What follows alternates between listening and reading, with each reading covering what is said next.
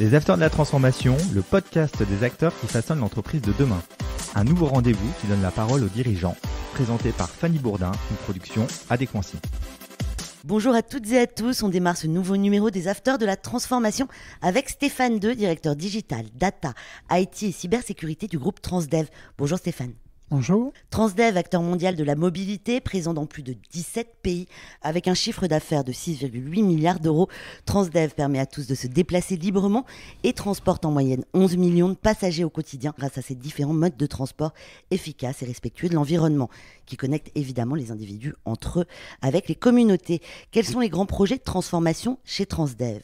En termes de transformation digitale, il y a déjà un certain nombre de rattrapages à faire concernant les fondamentaux. Mais au-delà, nous sommes très orientés sur le digital workplace, non-code moving digital chez nous. Donc, c'est tout ce qui adresse la transformation des usages digitaux pour les personnes qui travaillent en bureau. Ensuite, la data, qui va être effectivement un énorme programme digital dans le futur, avec des tas de cas d'usage, y compris très opérationnels. Ensuite, une transformation digitale sur les conducteurs, qui est quand même notre premier poste d'emploi chez nous, 55 000 conducteurs dans le monde. Donc il faut absolument créer un environnement digital et connecté pour ces conducteurs. Nous avons également des programmes sur l'automatisation, de manière générale, comme toutes les entreprises. Également une généralisation de solutions groupes, surtout sur les fonctions régaliennes. Les enjeux autour de la digitalisation sont nombreux, donc chez Transdev. Alors, les enjeux business, c'est déjà de se développer sur des marchés qui s'ouvrent. On a des marchés importants qui s'ouvrent notamment en France avec le TER. On a vu que effectivement nous avons gagné la première ligne mise en concurrence entre Nice et Marseille. Le marché parisien aussi, l'Île-de-France. Tout le monde ne sait pas qu'en fait c'est un périmètre qui s'ouvre énormément. En ce moment c'est la seconde couronne pour ce qui est du bus, puis ensuite la première couronne. L'enjeu c'est donc d'être de plus en plus agile vis-à-vis de concurrents historiques qui ont des forces qui sont différentes. Nous, c'est forcément l'agilité sur tous les modes de transport. À partir de là, nous devons aider nos opérations à être beaucoup plus sur le suivi de leur efficacité et également proposer un monde et des solutions beaucoup plus efficaces de manière connectée pour tous les postes en fait, de nos métiers qui sont principalement les opérations, la maintenance, le poste énergie et le poste de flotte. On va notamment parler, j'imagine, du cas d'usage de transition énergétique qui va être effectivement un énorme point à la fois digital et opérationnel chez nous, un vrai sujet stratégique pour les années à venir.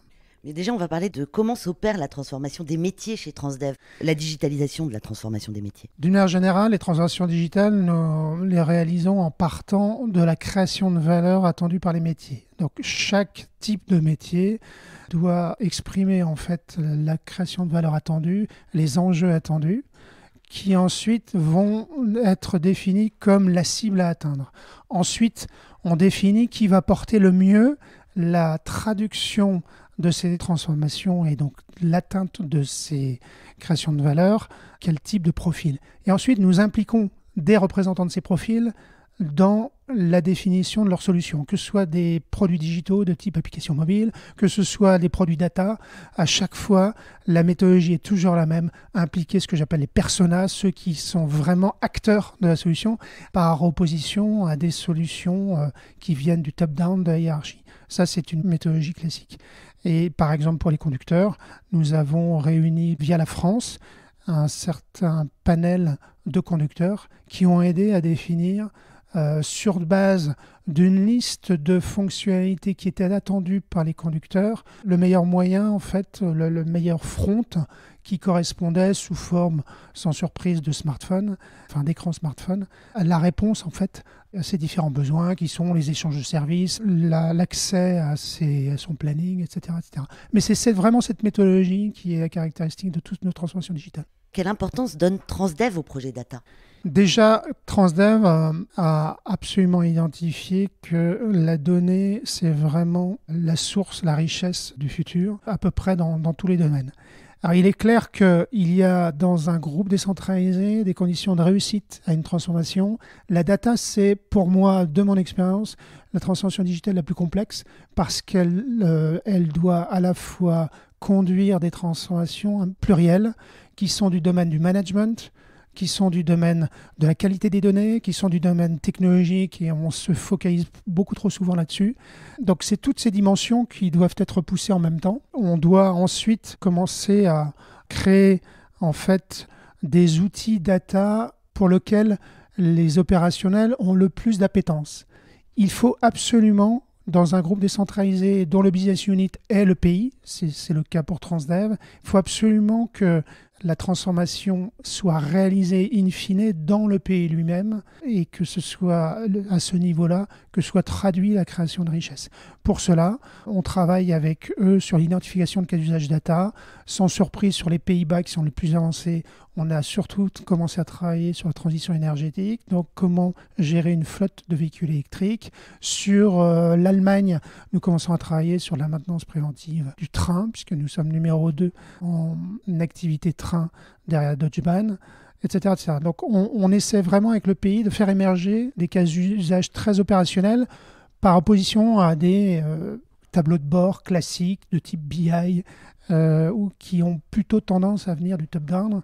Et là, l'appétence est plus compliquée à générer. L'impact du Covid sur les usagers des services de mobilité est très important.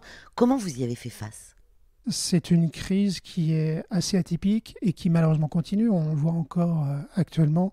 Les passagers ne sont pas encore revenus totalement dans les transports en commun. Et le deuxième constat que l'on fait, c'est qu'en plus, de nouveaux modes de transport ou dans tout cas de gestion de sa semaine commencent effectivement à se pérenniser. Tout le monde parle évidemment du télétravail. Tout ça, ça a beaucoup d'impact sur le long terme.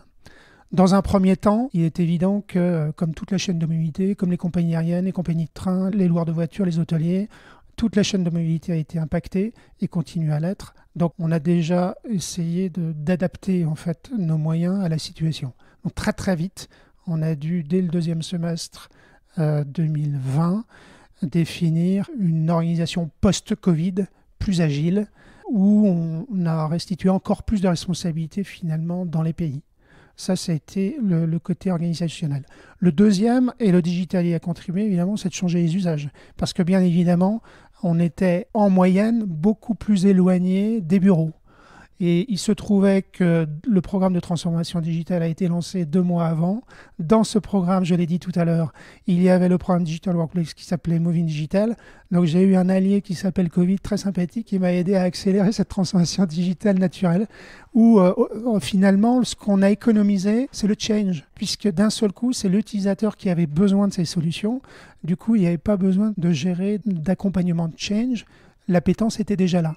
Et donc, évidemment, les usages génériques que l'on connaît tous, nous, c'est sur base de solutions Microsoft pour parler de la suite collaborative, ça s'est accéléré. Donc, ce fonctionnement, j'utilise beaucoup plus les outils à distance. Et puis ensuite, je l'oriente, notamment avec la RH, et sur un marketing de ces usages, sur tout un tas de choses. Par exemple, comment manager à distance, comment gérer des contrats à distance, etc. Enfin, c'est-à-dire qu'au départ, vous avez besoin d'un socle technologique, mais ensuite, l'essentiel, c'est de marketer de nouvelles manières de faire à peu près dans tous les domaines, des workflows automatisés à travers Power Apps, des documents signés à distance à travers toute solution du marché, etc., etc. C'est tous ces cas d'usage qu'il faut marketer.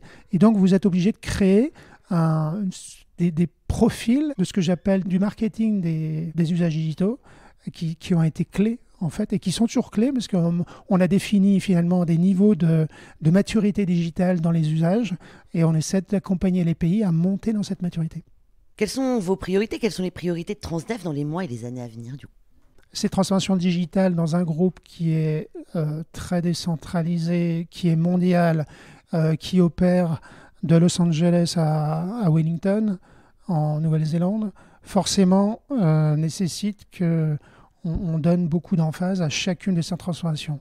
Donc il faut avoir le courage de continuer dans la durée à pousser ces transformations avec notamment les moyens d'accompagnement, le marketing qui va bien, etc. Donc si je le reprends, c'est à la fois des basiques, dedans, sans surprise, lorsque on constate que la société devient de plus en plus digitale, malheureusement, il y a forcément des risques cybersécurité qui s'accroissent, c'est naturel. Donc, comme toute entreprise, nous renforçons nos fondamentaux, ce que j'appelle le fix the basics, dont la cybersécurité. Puis ensuite, les autres transformations digitales par persona. J'ai parlé du conducteur, Connected Driver. J'ai parlé de la personne dans les bureaux Moving Digital, donc notre Digital Workplace. J'ai parlé de la data, le programme Data Powered, qui ensuite va se décliner en tout un tas de projets par cas d'usage, par métier. J'ai parlé de l'énergie, j'ai parlé de la maintenance, par exemple, etc. Et justement, l'énergie, on va en parler tout de suite. C'est quoi la politique énergétique de Transdev ? On l'a vu avec la COP21 il y a peu de temps, et les choses s'accélèrent. On voit bien qu'il y a une évolution sociétale qui s'accélère. Et c'est tant mieux. Il y a une pression écologique qui est évidente pour tout le monde. Au niveau européen, pour parler que de ce périmètre, il y a des décisions qui ont été prises, des deadlines écologiques qui ont été prises, qui se traduisent tout simplement pour tout un tas chacun sur des changements, par exemple la gestion des vignettes critères, avec des deadlines que l'on connaît, qui sont variables suivant les périmètres, 35 zones à faible émission qui sont en cours de création en France, dans les 35 plus grosses agglomérations françaises. Ça signifie effectivement que vous devez sortir du thermique progressivement, tout simplement. Vous passez, et ça c'est fondamental, et c'est pour ça que la transformation data est parfaitement en parallèle avec la transformation énergétique. Vous passez d'une énergie de stockage, qui est le diesel, à une énergie de réseau, qui est l'électricité. L'hydrogène commence, mais ça va prendre beaucoup plus de temps, notamment parce que ça nécessite d'énormes investissements pour créer toute cette chaîne d'hydrogène et surtout pour avoir ce qu'on appelle le hydrogène vert, c'est-à-dire de l'hydrogène produit à partir de solutions renouvelables et pas à partir d'une électricité qui vient du charbon. C'est un des enjeux et un enjeu majeur qui s'accélère aux Pays-Bas. Ils ont décidé de passer à 100% de bus électriques très très vite, d'ici 2030. Les Pays-Bas sont un de nos gros pays. Sans surprise, nous avons le corporate Transdev travaille depuis 2 ans avec les Pays-Bas pour construire en fait les outils pour gérer au quotidien une flotte de véhicules électriques parce que les usages ne sont plus du tout les mêmes. En France, on est à peu près à combien de pourcentage aujourd'hui ? Vous me parliez des Pays-Bas, 100% en 2030. Je ne vais pas donner le pourcentage parce qu'il est encore assez faible en fait, il faut quand même reconnaître. D'autant qu'en France, il y a une propension quand même à pousser plutôt le gaz que l'électricité, en tout cas plus le gaz que l'électricité. Alors évidemment, nous gérons également du gaz, ça aussi c'est de l'énergie de stockage. C'est pour ça que j'insistais sur la spécificité de l'électricité, parce que énergie de réseau, ça veut dire que vous êtes capable de charger votre batterie que si vous êtes plugué au réseau, que si le réseau fonctionne au moment où vous le sollicitez. Contrairement au stockage où vous videz petit à petit un pétrolier dans une grosse cuve dans une station-service dans votre réservoir. Et du coup, vous êtes autonome pendant un temps certain. L'électricité, non. C'est toute la chaîne qui doit fonctionner au moment où vous la sollicitez. C'est très, très particulier. La charge, c'est de la data. Et donc, tout ce que vous créez, en fait, c'est la création d'outils très opérationnels pour la gestion du temps réel, pour la gestion du prévisionnel, pour la gestion de l'optimisation même de tout ce que vous faites par la data. C'est le pilotage des opérations par la data. Ce qui est quand même une mise en place assez complexe. Oui, mais passionnante. Vous travaillez déjà pour le transport public et on sait que le transport public est une solution pour le futur parce que j'ai compris que nous ne remplacerons pas chaque véhicule thermique par un véhicule individuel électrique pour tout un tas de raisons, y compris de ressources rares. La mobilité du futur va être plurielle, va être très certainement partagée. Même les véhicules vont être individuels, vont être partagés. Donc les choses évoluent très bien. La deuxième chose, vous aidez la société en fait à maîtriser un nouvel usage qui est notamment l'usage de l'électrique, qui sera une des solutions du futur. Je pense que l'hydrogène en fera partie également. Quel sera d'après vous le monde du transport urbain de demain ? Vous y avez un petit peu répondu, mais allons plus loin. Alors tout d'abord, en interne au Transdev, nous avons de tas d'experts qui sont beaucoup mieux placés que moi pour en parler, même si je les écoute bien évidemment, puisque lorsque vous faites des transformations digitales, c'est pas pour un horizon de 2 ans, c'est plutôt un horizon de 10 ans. Donc quand je les écoute, effectivement, les experts de nos équipes Zero Emission, le monde de demain, alors on va parler de demain et d'après-demain. Donc demain, c'est de moins en moins de thermique, de plus en plus d'essence, de moins en moins de diesel, de plus en plus de solutions plurielles, type gaz, type électricité. Après-demain, l'hydrogène varié, parce que c'est vrai que c'est une solution très intéressante. L'après-après-demain, ça pourrait être des choses encore différentes. Vous savez qu'il y a un projet ITER dans le sud de la France, qui est un projet mondial, qui essaie de maîtriser la technologie de fusion nucléaire. Il y a des choses qui ont donné des premières avancées. On pourrait même donc imaginer et espérer que cette technologie soit sous contrôle. Je pense que la mobilité urbaine sera déjà plus apaisée, sera moins bruyante, forcément. D'ailleurs, on met des cloches sur les tramways parce qu'ils ne sont pas assez bruyants. Donc pour alerter le piéton, en fait, ça sert à ça. C'est pour dire, attention, j'arrive. Ça prouve bien que la mobilité urbaine va sans doute être de plus en plus apaisée. Il y a par contre un sujet sur l'autonomie, les véhicules autonomes. On a imaginé effectivement que très très vite le véhicule autonome arriverait. Donc il y a des niveaux de maturité, d'autonomie qui vont de 1 à 5 pour être précis. Et on se rend compte, tous les acteurs qui travaillent énormément sur les projets se rendent compte que ça va bien arriver, mais ça prendra beaucoup de temps suivant le périmètre que vous couvrez. Si vous êtes sur un périmètre parfaitement standardisé, en circuit court, sur par exemple un campus, où vous pouvez vraiment avoir des lignes bien définies, où la navette passe parfaitement, on opère déjà en autonomie ce genre de cas de figure. Si vous êtes par contre au centre d'une ville italienne du XIIe siècle, c'est sans doute un peu plus compliqué. Je rappelle que vous êtes le directeur digital, data, IT et cybersécurité du groupe Transdev. Stéphane Deux, merci d'être venu nous voir sur le plateau des Afters de la Transformation. Merci de m'avoir reçu. Merci de nous avoir suivis.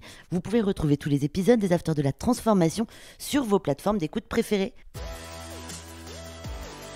Les Afters de la Transformation, une émission à réécouter et à télécharger sur adconci.com et toutes les plateformes de podcast.